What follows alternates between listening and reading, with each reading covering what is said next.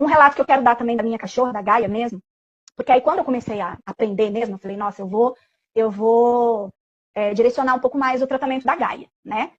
Aí fui tendo lei, quis trabalhar a ansiedade dela, né? Tinha dado algumas questões, aí eu fui fazendo. Só que assim, não funcionava. Ela não ficava bem. Falei, gente, alguma coisa aqui tá. Aí eu lembro que lá na comunidade, uma das alunas ainda falou pra mim, olha, pêndula de novo, olha a causa, vai ver, não é essa a causa. Eu falei, verdade, vou fazer de novo.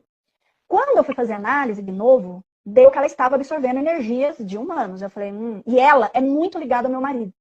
Aí eu falei, vou pendular ele, vou fazer uma análise nele pra ver como é que ele tá. Nossa, mas daí deu assim, tava um desequilíbrio gigante nele. E ele sofre de crise de ansiedade, e ela também. Olha pra ver esse espelhamento como é real, isso é verdade.